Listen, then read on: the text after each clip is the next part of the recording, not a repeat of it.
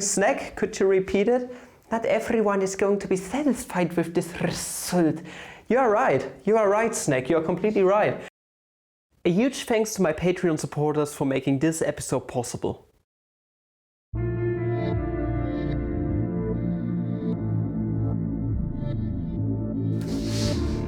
Good morning, fellow mathematicians, welcome back to another video.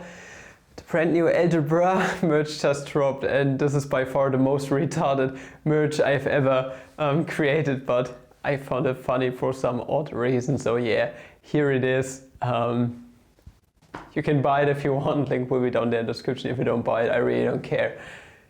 It's just there, okay, it's there, and yeah, it's available now.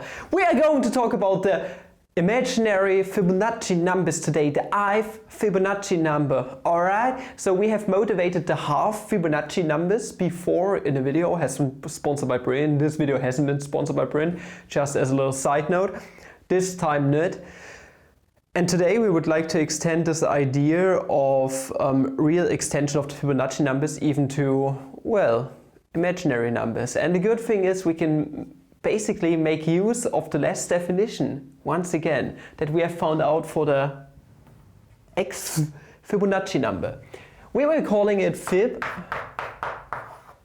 of x. And the motivation for rewriting the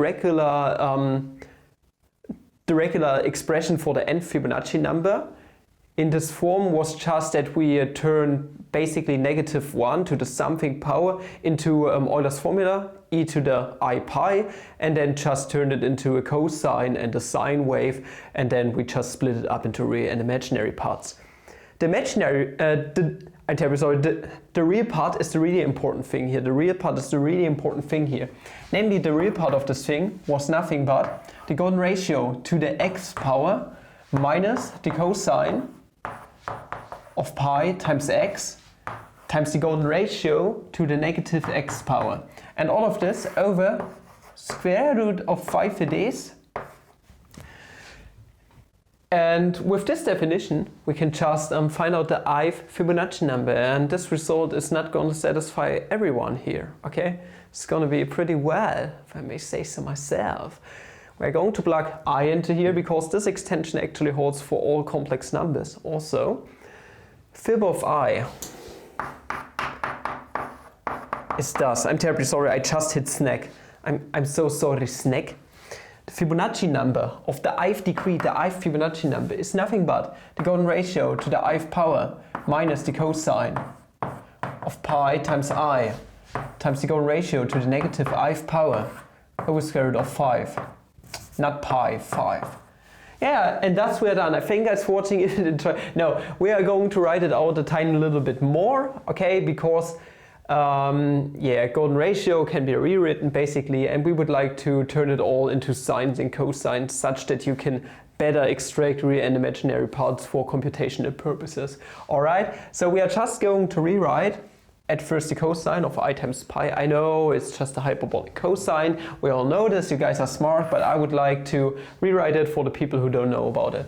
So the cosine of x can be written in its Euler form as e to the ix plus e to the negative ix over 2. And now if we simply plug I times pi into here, I times pi, instead of x we are going to get I squared times pi minus I squared times pi. I squared is -1, this becomes -1 up here, this becomes 1, negative and negative is positive. I made a video on that, maybe link will be in the description, okay, in each and every field. So we are going to get e to the pi plus e to the negative pi over 2. And this thing is well known as the hyperbolic cosine cosh of simply pi. Just so you know. So we can rewrite this thing at first as phi to the ith power minus the hyperbolic cosine of pi, phi to the negative ith power over square root of 5. Cool thing is, this thing is now purely real, basically. So cosh of pi is a purely real thing. So that's already cool. And now we are going to rewrite phi to the ith power and phi to the negative ith power. That's our next goal. We would like to turn it into something cosine-siny, okay? That's what we are going to do now. So phi to the ith power we can rewrite this equivalently as e to the ln of this. Okay, e to the ln of something is just something in itself. So e to the natural log of golden ratio to the i-th power. We can make use of the logarithm rules to bring the I to the front. Okay, and now we have this expression, and this goes by Euler's formula. Namely, the real part of this thing is just the cosine of log phi, and the imaginary part is just the sine of log phi. Meaning overall, turning this into a complex number leaves us with cosine of the natural log of phi plus I times, I'm going to put it down here, times the sine of the natural log of phi. Yeah, now it becomes quite a bit ugly, okay? Now for this part, phi to the negative i-th power is just what we have here, but with a negative sign in front of the imaginary part, okay? Just so you know. Meaning overall, we are going to rewrite fib of I as being nothing but, okay? Nothing but, it's seriously nothing but the cosine of the logarithm of phi. I'm going to bring the 1 over square root of 5 completely to the front to make things a bit more nice looking. And then plus I times the sine of the log of phi. Okay, and next up, we have the cosh here. So we have the hyperbolic cosine. I'm going to leave it how it is. You can also rewrite it as this thing. That's equivalent for computational purposes if your program that you are using to compute this doesn't support cosh for some odd freaking reason. So this is minus the cosh of pi times, okay, now here's the last part, the cosine of log of phi minus I times the sine of logarithm naturalis of phi. And thus we are done. Our i-th Fibonacci number is nothing but this beautiful little individual that we have here. And like I said at the beginning, Snack, could you repeat it?